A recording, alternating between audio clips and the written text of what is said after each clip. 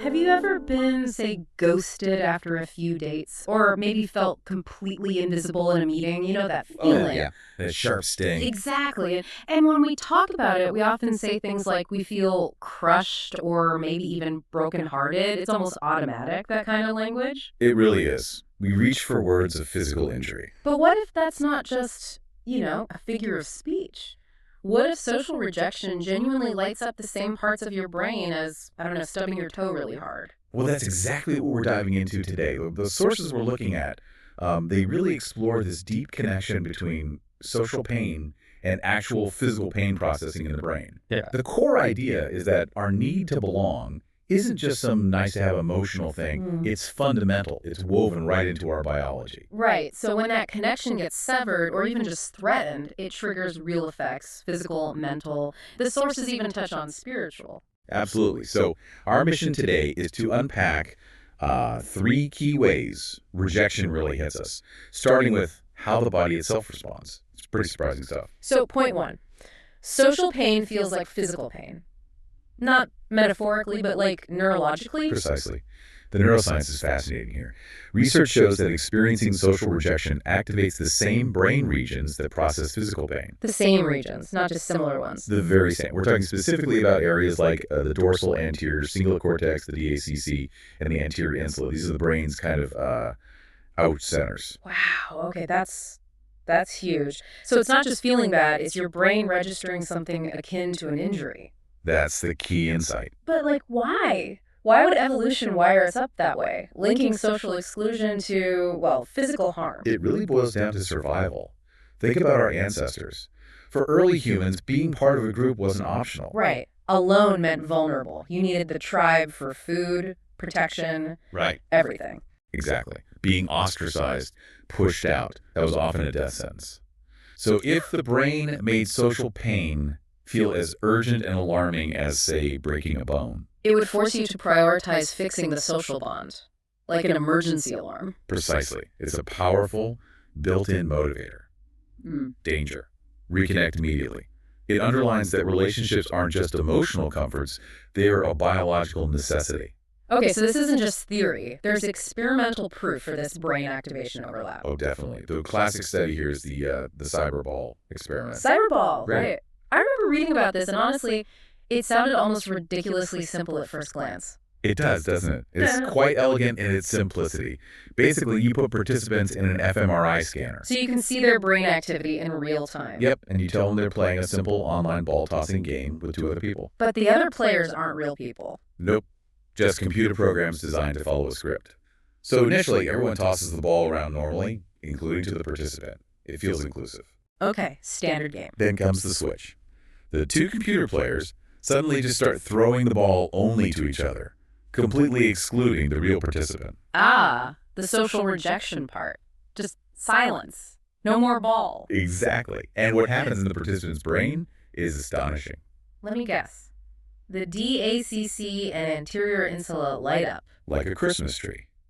The brain activity during that social exclusion phase. It mirrors the activity seen when someone experiences physical pain, like having a hot probe placed on their arm. Wait, seriously. Getting ignored in a pointless computer game triggers a pain response similar to being burned. That's what the scans show. The brain doesn't seem to strongly differentiate between the type of threat. A threat to your social connection feels like a threat to your physical integrity. Both signal danger to survival. That is wild. It kind of reframes every awkward silence every time you felt left out. Your brain was treating it like a potential injury. A survival signal, yeah. Which naturally leads us to the next point. If this rejection pain is so real and so primal, it must influence how we act. Right. Pain is meant to change behavior. Precisely. And often, this happens completely beneath our conscious awareness. This brings us to the second major finding. A huge chunk of our everyday behavior is basically an unconscious strategy to avoid that rejection pain. We become like architects of avoidance. You could put it that way, yeah. We're constantly, subtly trying to prevent that DACC activation. I think everyone can recognize this. When you're in a meeting and you kind of temper what you really think, or maybe you don't share something vulnerable with new friends because you're not sure how they'll react, or you bite your tongue on a belief you hold strongly. All classic examples. That filtering, that self-censorship, it's often driven by that deep-seated fear of disapproval, of triggering that social pain response. We're trying to stay safely inside the tribe. It's like we're constantly calculating the risk of being authentic versus the risk of being excluded. And this fear is ancient. A really common example the research often points to is the fear of public speaking, glossophobia, right? Yeah, supposedly one of the most common fears. Well, the thinking is, it's usually not just about stumbling over words or forgetting your points. It's deeper. It's often a primal fear of judgment. The fear of the audience disapproving, finding you inadequate. Exactly. The fear of being symbolically cast out by the group you're standing in front of. That's tapping into that ancient dread of exclusion. That makes so much sense. It reframes things like performance anxiety. It's not just fear of failure. Maybe it's fear of rejection because of failure. Very often, yes. The potential consequence of failure isn't just embarrassment. It feels like a threat to belonging. You see it in workplaces all the time. Oh, definitely. People agreeing with a bad idea just to avoid conflict. Right. Or not challenging the status quo even when they see flaws. It's not always incompetence. Sometimes it's prioritizing that feeling of psychological safety, of acceptance, over speaking a difficult truth. The potential pain of exclusion feels unconsciously more dangerous. So it's this constant internal trade-off. How much of my real self do I hide to ensure I stay connected? We chip away little pieces sometimes, don't we? To appease that fundamental need for inclusion. Because the alternative, that neurological distress, feels so threatening. It really connects everyday anxieties straight back to our most basic survival programming.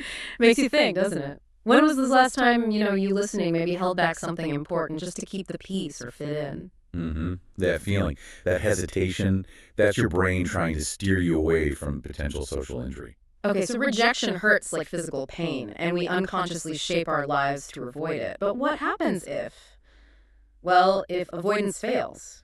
Or if someone just finds themselves isolated long term? Yeah, that's where the stakes get really high. Yeah. And this leads us to the third, and honestly pretty sobering point from the research. The serious health consequences of chronic, long-term disconnection. This isn't just about feeling sad or lonely anymore, is it? Not at all. We're moving into the realm of physical health and even mortality. Chronic loneliness isn't just an emotional state. It's a significant public health risk. And there's a specific statistic the source highlights, right? There is, and it's stark. Research consistently shows that chronic loneliness increases the risk of premature death by nearly 30%. Wow, 30%? That's comparable to smoking or obesity, isn't it? It's in that same ballpark, yes. It's a massive risk factor. And we need to understand why. It's not just, dying of a broken heart in a poetic sense. There's a biological mechanism at play. Absolutely. Chronic social pain, that feeling of persistent isolation, triggers a long-term stress response in the body. Your levels of stress hormones, like cortisol, stay elevated. And that's bad long term. Very bad. It leads to chronic, low-grade inflammation throughout your entire system. And we now know that chronic inflammation is a key driver behind a whole host of major illnesses. Like heart disease. Cardiovascular disease, yes. Also disrupted sleep, weakened immune function, cognitive decline. The list goes on. Essentially, being chronically isolated keeps your body in a constant state of high alert. That fight or flight mode, but stuck on. Pretty much. Your brain perceives you as being perpetually outside the safe group, so it thinks you're constantly in danger. This means resources get diverted away from long-term maintenance, like immune surveillance and cell repair, and towards immediate survival readiness. So your body basically starts breaking down faster because it thinks it's under constant threat. That's a good way to put it. The system wears out quicker because it can't properly rest and repair. So loneliness isn't just in your head, it's actively undermining your physical health. A 30% higher risk of dying early just from being chronically disconnected. That really hammers home how essential connection is. It's not optional. It's foundational. So let's quickly recap the three key impacts we've covered. First, social rejection activates the same pain centers in the brain as physical injury. It's designed to feel urgent. Got it. Second, because that pain is so potent, we unconsciously develop all these behaviors and defenses to try and avoid it, sometimes sacrificing authenticity. The architect of avoidance. Yeah. And third, if we fail to maintain connection and experience chronic isolation, it takes a serious toll on our physical health, significantly increasing the risk of early mortality. It's a powerful picture when you put it all together. The sources really argue that rejection is more than just hurt feelings. It's like a vital sign from your soul, maybe, telling you something crucial is missing. That's a great way to phrase it. a diagnostic signal. And like any signal, the idea is to respond constructively. If rejection signals a lack of connection, then healing involves moving towards connection. Exactly. The sources emphasize reconnecting with others, sure, but also with yourself, maybe understanding your own vulnerabilities. And they also frame it in a broader context of reconnecting with purpose, or for some, with God. So fostering connection and inclusion isn't just like a nice social goal. It's almost a form of preventative healthcare. Based on this evidence. Yeah. Absolutely. It addresses a fundamental biological need. There's a quote from the materials that just sums this all up perfectly, I think. It says, "Belonging is not a privilege. It is the breath of our humanity." That really captured it. The very breath, essential for life. So thinking about all this, what does it mean for us right now? For you listening, especially in our world today? It raises some big questions. Yeah, like if our brains register even minor social slights as pain, what does that imply about our constantly connected yet maybe shallow digital interactions? That's the tension, isn't it? We live online where connection seems abundant, but rejection can also be really easy and impersonal. You know, being left on read, the silence after you post something personal, getting unfollowed or unfriended with a click. All those little digital cuts. Right. If those small, maybe even unseen online rejections can trigger the same brain circuitry as that cyberball game, are we actually managing our deep biological need for connection effectively? Or is the digital world creating new ways to experience that pain signal, maybe without the usual pathways to repair the connection? How does our ancient wiring cope with this very modern, often asynchronous, screen-mediated social world? Well, that's definitely something to mull over. A really important question to leave things on. Thanks for joining us for this deep dive.